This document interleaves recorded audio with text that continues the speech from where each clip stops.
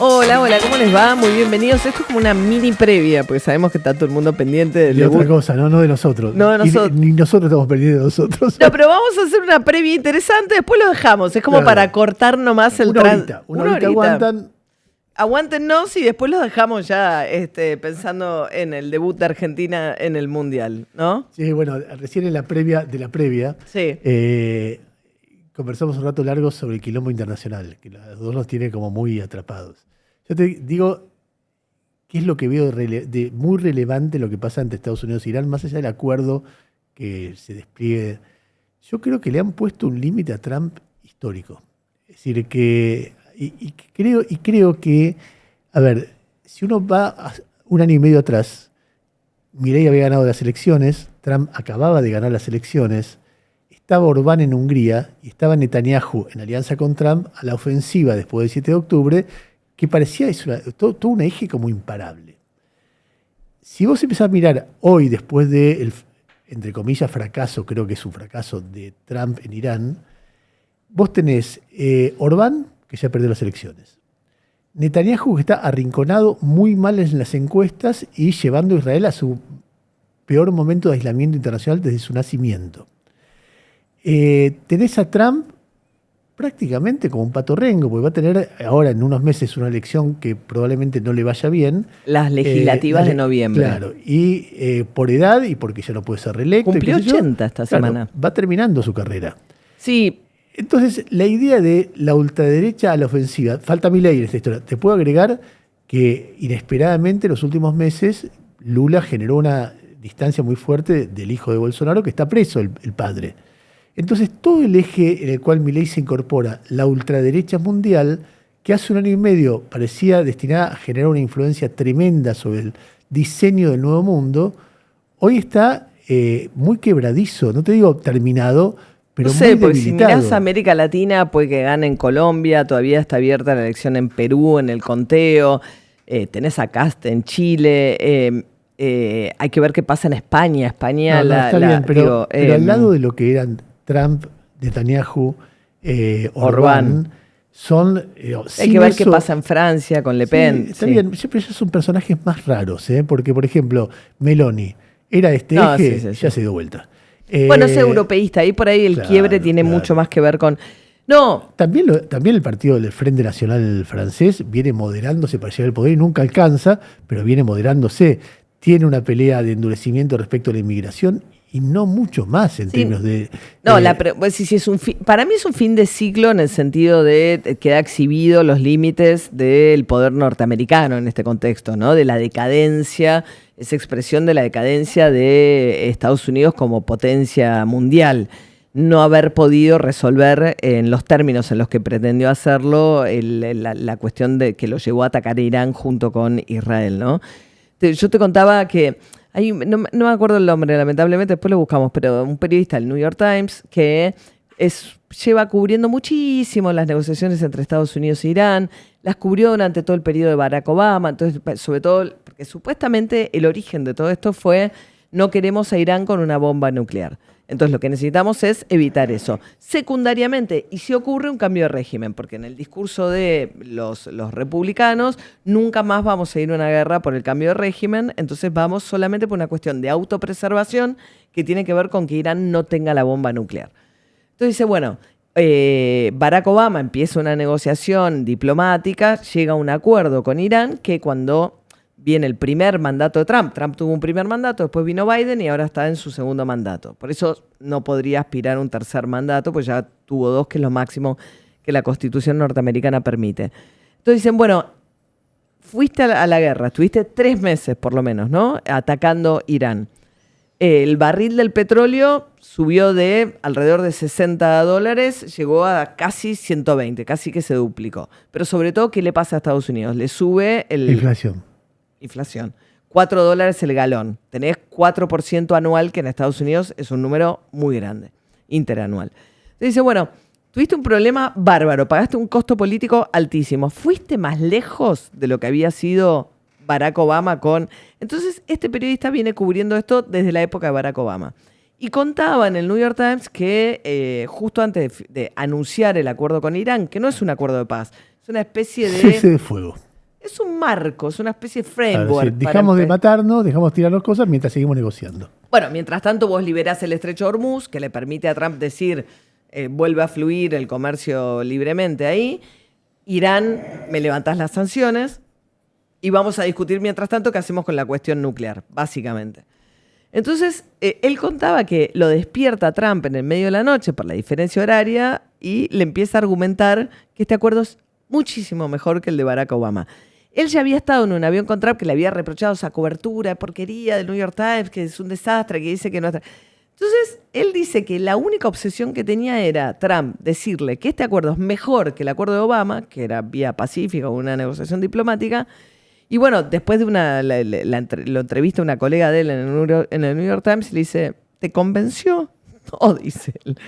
Y bueno, Irán demostró algo que hasta ahora no había demostrado, que a pesar de que efectivamente sus fuerzas armadas quedaron muy, muy dañadas, o sea, su capacidad militar de sus 3 fuerzas, su capacidad misilística y todo, quedó muy afectada, pero Irán hizo algo que nunca había hecho, que era frenar el comercio, digamos, demostrar que si quiere puede ser un factor de disrupción, y además no hubo ningún cambio de régimen, que era lo que además Israel quería. Entonces, fundamentalmente decís, ¿estás mejor o estás peor? Y Irán mostró que tiene una capacidad que no le conocías antes, y ya habías dicho que ya habías bombardeado las instalaciones militares del desarrollo nuclear de Irán, y ya habías dicho antes que esto empezara de que estaba profundamente afectado. Después dijeron que tenían que ir a rescatar los restos en el medio, después dijeron, bueno, no, lo vamos a hacer mediante las negociaciones. Entonces, bueno, el desafío de Trump, porque le queda muy poquito acá a las elecciones de noviembre, es venderle a los norteamericanos que valió la pena, que el costo de la suba del galón de nafta en Estados Unidos valió la pena, que un poco más de inflación valió la pena y que Estados Unidos está más seguro después de estos, y a pesar de que gastó un dineral, sin tener en cuenta la cuestión moral de la guerra o la ética. Sí, a mí me parece que además lo que se juega acá es lo que vos decías, de qué manera se reposiciona a Estados Unidos en el mundo, porque uno puede decir es la caída del Imperio Americano, no sé, por ahí eso es muy prematuro para afirmarlo, pero en cualquier caso vos te das cuenta que Estados Unidos tiene desafíos, que después del 89, cuando cae el muro de Berlín, queda con la potencia hegemónica del mundo y hoy está siendo desafiado por potencias regionales, en este caso Irán, y por potencias mundiales como China. Entonces, en su poder económico, en su poder militar, en su capacidad para diseñar el futuro. Frente a eso, Estados Unidos debería tener muchos recursos para repensarse, lo que pasa es que no puede ser a lo bestia, a la carga barracas, porque vas contra Venezuela, es un país mucho menos poderoso, y podés imponer relativamente, no completamente porque el régimen sigue en Venezuela, pero relativamente tus condiciones, ahora vas contra Irán y no. Y no es solamente Trump contra Irán, es los gobiernos anteriores en Afganistán, en Irak, en Libia.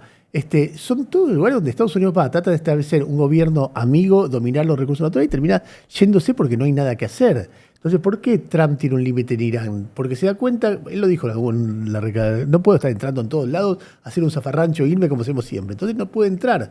Al no poder entrar, no derroca al régimen.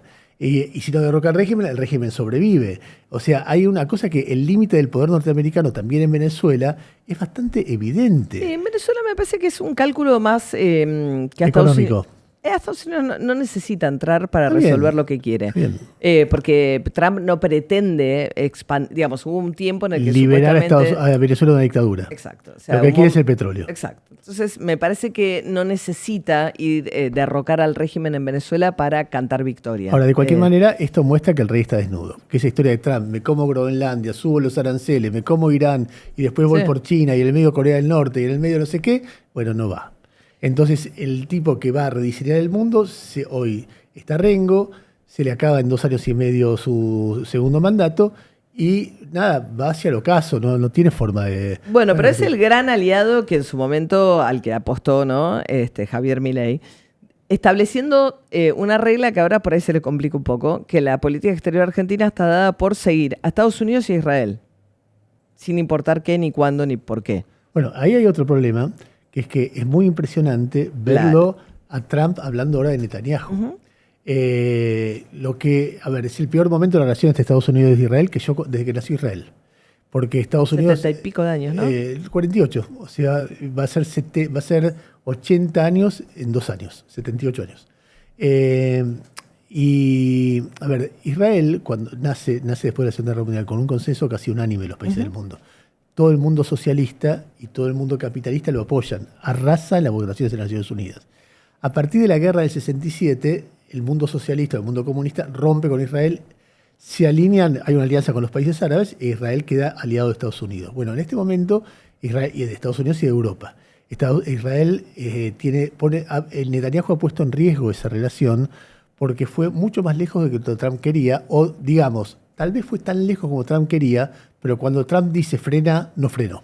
Bueno, lo que pasa es que, esto es un poco lo que dice las propias bases MAGA del movimiento norteamericano. Sí, Tucker Carlson. Tucker Carlson, que están en contra y que entienden o suponen que todo este desastre devino de que Trump se dejó arrastrar por objetivos de Netanyahu, que no son los mismos objetivos que tiene Estados Unidos. Hay un periodista que se llama Gideon Levy. Tenemos el audio de ayer que pasamos. Lo vas a escuchar. El tipo es un tipo de Haaretz, o sea, es un tipo muy crítico. Y te voy a decir, israelí progre. Sí, no, es un analista, es un tipo que tiene su mirada sobre los intereses de Israel y le parece que Netanyahu es un desastre. Sí. Y además tiene una mirada muy humanista, o sea, no le gustan las violaciones de derechos humanos, pero digamos, es una mirada extrema. Vos pensá en eso. Ayer dio un reportaje, se lo dio a Al Jazeera, explicando cómo queda Israel, que yo creo que la mayoría de los israelíes serios te va a decir, esta vez tiene razón. Escuchá lo que decía, para mí me resultó súper interesante, escuchá. There's no other way to see it but the defeat of Israel and the personal defeat of Netanyahu. This was his life project, Iran. And this life project failed, and Israel is totally excluded from the negotiations. And now it can only sabotage in those ridiculous, childish attacks on Beirut, which they just tried yesterday. And it is still very explosive, but by the end of the day, it's very clear that Israel only lost in this game. And I think that one of the biggest challenges of the agreement with Iran is the situation in Lebanon, because the Iranians succeeded to create a total linkage between Lebanon and the agreement.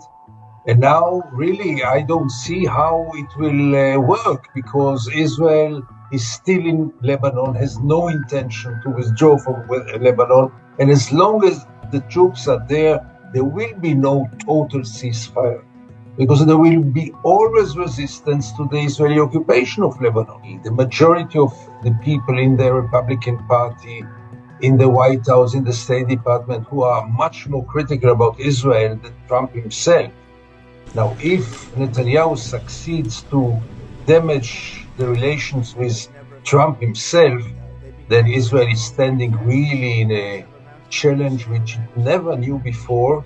And I think the outcome, the results, the consequences will be very clear within very short time. For the United States and for Donald Trump personally, Israel is an obstacle, and it will be treated as an obstacle from now on. Viste que no tiene opinión, está analizando la situación. Sí, no, totalmente, pues es una relación, digamos, los acuerdos que van a empezar se firman en Ginebra el viernes. Israel se retira del Líbano. Y a partir de ahí, digamos, una de las condiciones que ponía Irán era, pero Israel se retira del Líbano y deja de atacar al Líbano. Estados Unidos... Y deja Hezbollah y se retira, o sea, vuelve a su frontera. Vos escuchás los discursos de los ministros israelíes ayer y hoy, de ninguna manera. De ninguna manera, la lucha continúa, esto no cesa, y a su vez Estados Unidos diciéndole, pará, las cosas que trascienden, algunas las dice públicamente Trump, ¿no? Diciendo, es un tipo muy difícil, y después deja trascender que le dijo, destrozaste la reputación de Israel en el mundo. Escuchá Trump hoy, escuchá lo que dice, teniendo el tema, Líbano, escuchá.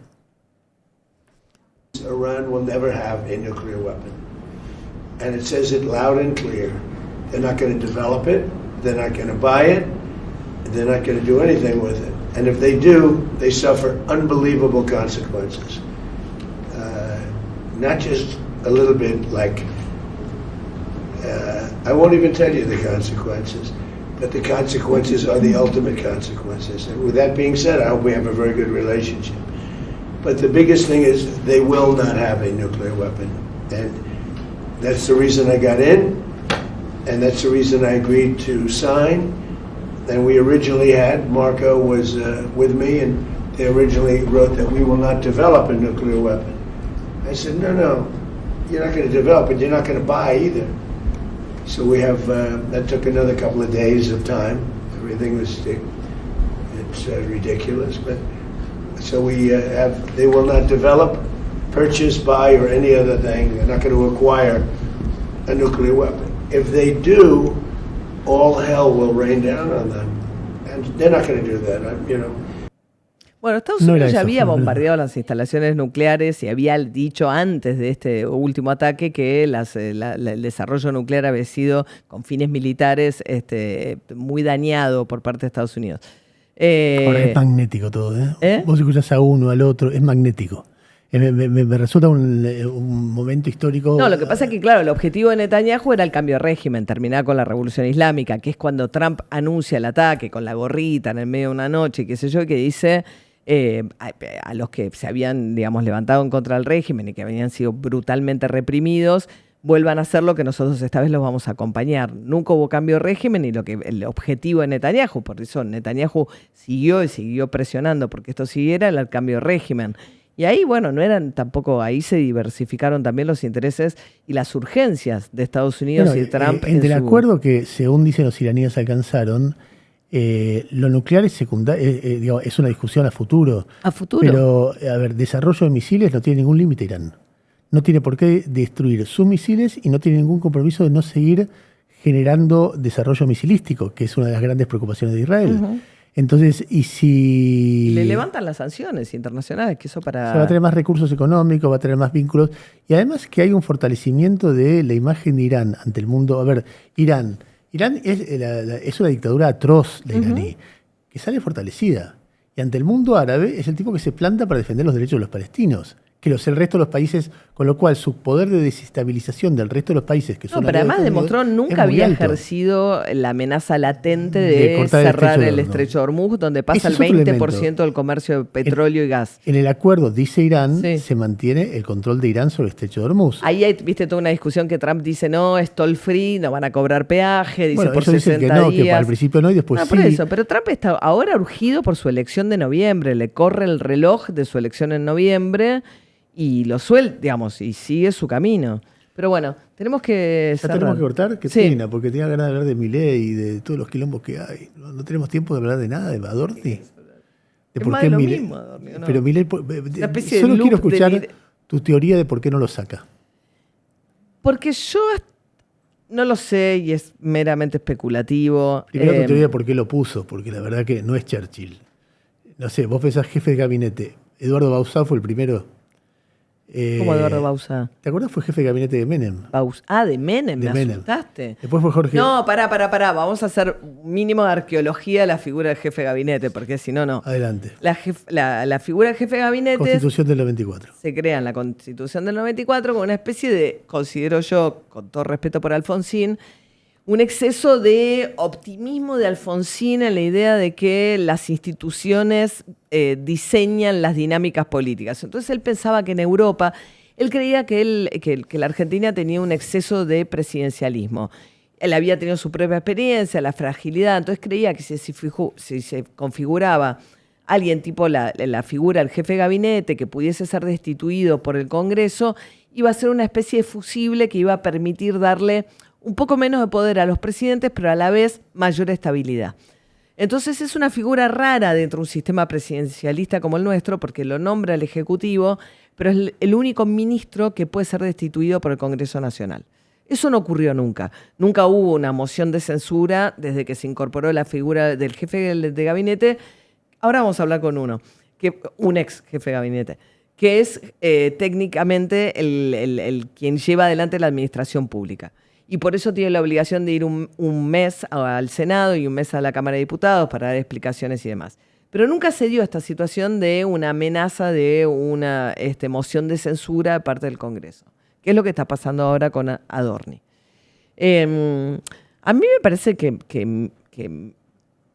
yo no sé qué decirte, me parece que Milei está cada vez más encerrado en teorías conspirativas y sus odios de la idea de que es el periodismo, que lo quieren destituir y se lo quieren sacar.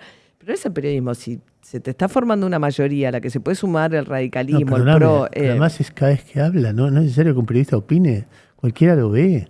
No, es muy precaria, digamos, todo el argumento de Precaria, vos Adorno. sos de una bondad es increíble. Frágil, inverosímil.